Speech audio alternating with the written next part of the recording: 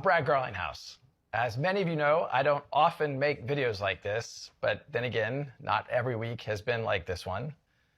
A few days ago, after 2 years, 7 court orders, and over $100 million in legal bills, the HINMAN speech documents, including internal SEC emails and comments leading up to this now infamous 2018 speech, they've finally been unsealed.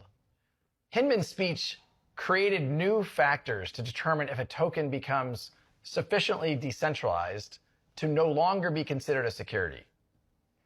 At best, these documents show that senior officials at the SEC couldn't agree on the law and told Bill HINMAN directly he would confuse the public even more about the rules for crypto. At worst, they show that HINMAN deliberately ignored the law, and he tried to create new laws, something only Congress can do. And while he was a public servant, HINMAN received millions of dollars of payments from his law firm, which was part of an alliance with others that had a vested interest in this speech. This speech isn't about any one token or any one blockchain. This is about showing the extent to which the SEC has relentlessly pursued enforcement actions against crypto players while professing fake open arms and calls to come in and register, all the while lying about their so-called guidance. As some of you may know, Ripple spent years proactively engaging with the SEC. I personally met with Jay Clayton and Bill HINMAN, with no lawyer present. Why would I need a lawyer if we were all coming together in good faith? We answered every question they had, and not once did they suggest to me that XRP was a security. We were fully transparent, not knowing they would then use this information against us.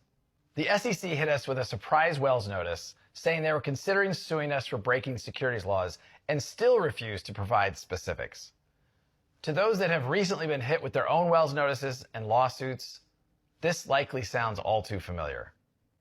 When the lawsuit did drop against us, days before Christmas, a very Grinch-like touch, they made it personal. They sued Chris Larson and they sued myself, alleging we should have known all along that XRP was a security. You can now see plain as day, they couldn't even agree amongst themselves. And to me, it still seems like they can't. What we saw play out in our case is exactly what's still happening.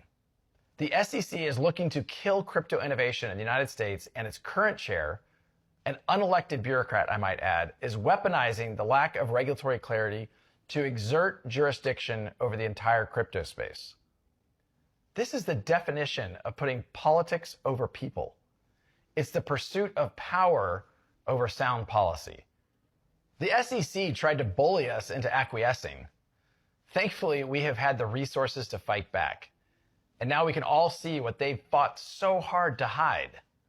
They knowingly created confusion about the rules, and they used that confusion to regulate through enforcement. That's bad faith, plain and simple.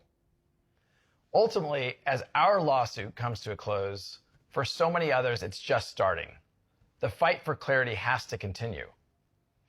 I'm just going to conclude by saying to my colleagues here at Ripple, to my family, my friends, everyone who has supported us over the past 2.5 years, and certainly to the whole of the XRP Army, a very heartfelt and a very genuine thank you for that support.